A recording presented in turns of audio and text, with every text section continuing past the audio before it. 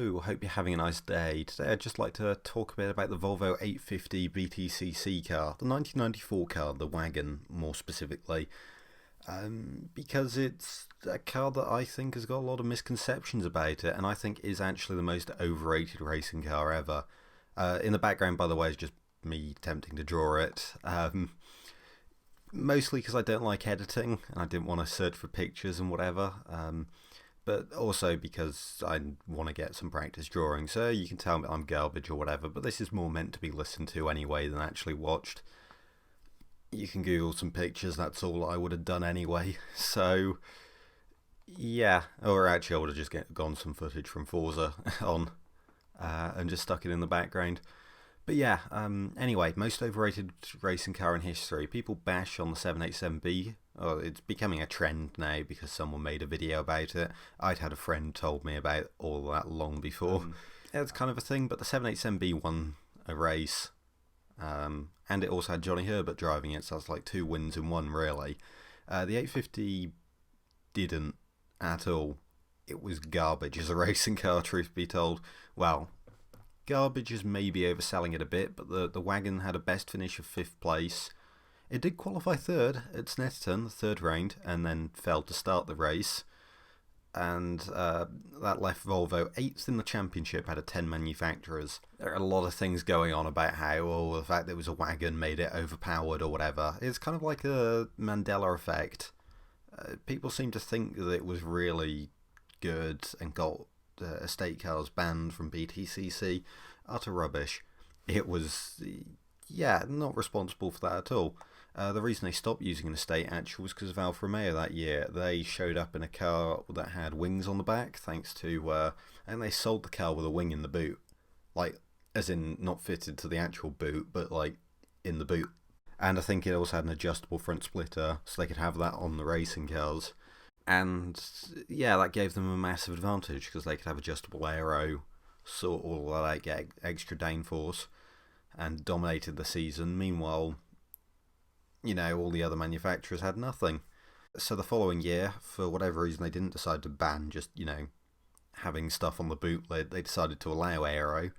And yeah, that led to, there were some rules about the height of the wing couldn't be above the roof line. And I assume there was also a rule to say it had to be within the length of the boot, because otherwise you just made it hanging over the back for more downforce.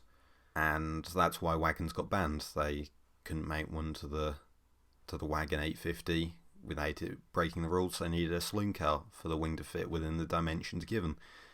Simple as that, really. So the question then goes, why did they use a Wagon in the first place? It was kind of an accident, and to be honest, if you know anything about the 850, you might know that. Yeah, the estate variant of the 850 was far more popular than the saloon, from what I understand. So the BTCC car came about while they were doing a facelift of the car and retooling factories. So because the estate was more popular, they decided to retool the factories for the Wagon first. Yeah, I'm switching between Wagon and estate. What are you going to do about it? So when a company came to them, or they went to a company to get a racing car sorted, I think someone went to Volvo to ask about this. I don't know, but they needed a chassis, so they only had estates available. So they sent one off to build a prototype for the racing car. So, yeah, interestingly, the Wagon kind of worked out. There's, in a way, I don't know, I think there's more drawbacks than there are benefits to using a Wagon. The main benefit of using a Wagon is that you get less rear end lift. With a normal saloon car, you have that sloping rear window. Admittedly, quite a steep one, but maybe you can get a bit of flow attachment on there, and that can lead to you getting rear end lift, essentially. The air flows down the window, it accelerates, creates like a little low pressure region and kind of like sucks the car upwards a little bit. Not a lot, but it can be significant at higher speeds, which is why you want a rear spoiler to try and counteract that. And also it kind of creates like an air pocket that means that you effectively make the rear window less steep. I don't know, I could talk about this, it's not important. Anyway, yeah, with an estate car you just have the flat roof, so air flows over the top and it doesn't have that downward slope. It just cuts off when the roof ends. So you don't get that downward slope, you don't get the low pressure, you just get a larger wake area essentially. So you get more drag from it because obviously it punches a bigger hole through there. The air can't close as easily because it doesn't have a downward slope or anything like that to get to the bit behind the car to fill in the wake. Don't know if I'm explaining that well, but yeah. Along with that, so it has a higher drag, it also has basically a higher centre of gravity because you've got more roof, and you've also got more glass around the rear, things like that. So there's more weight and it's more higher up, which is fine if you, well, it's not really fine, it's still a disadvantage versus the saloon car.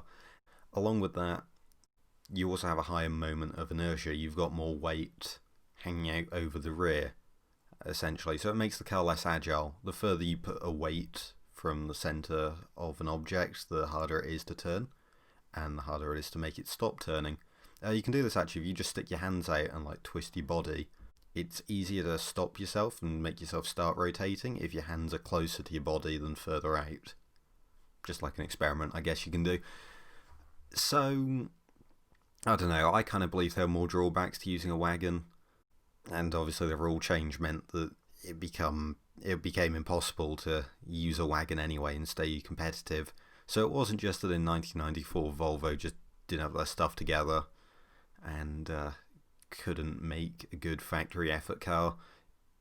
It just, I believe there were more disadvantages there. I don't know, maybe I'm wrong. Maybe the lack of lift was a serious advantage, which I guess it could be if you have enough power.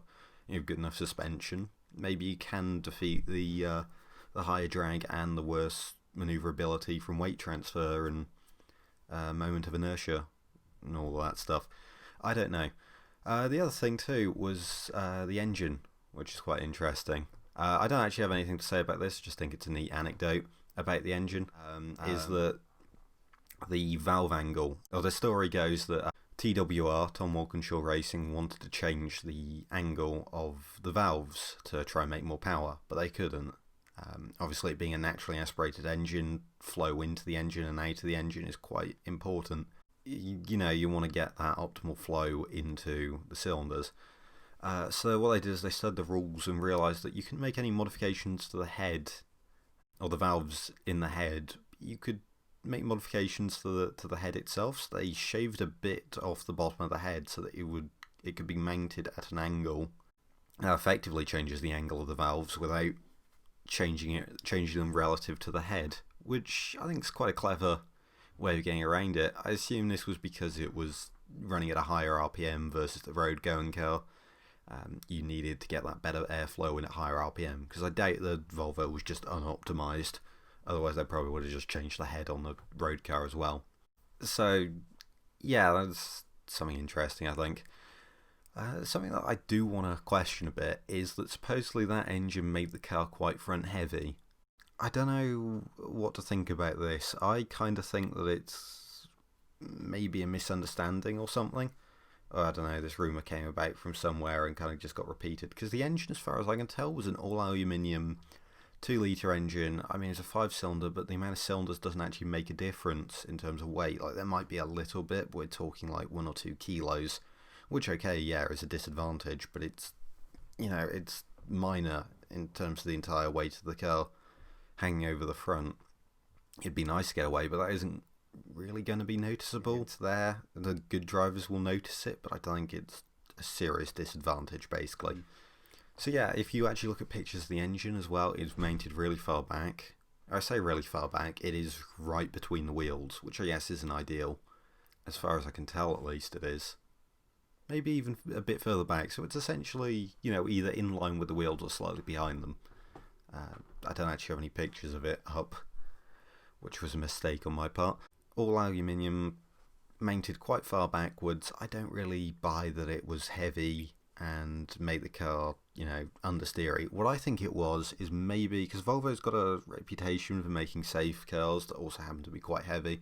And the 850 is a big, heavy car. It's massive, it's got a lot of weight to it. So I kind of wonder if, they had all this TWR did their best to shave the weight out of the car. But at the end of the day, you can only do so much, especially with all the crash structures and stuff, which being a Volvo, I imagine are going to be quite strong.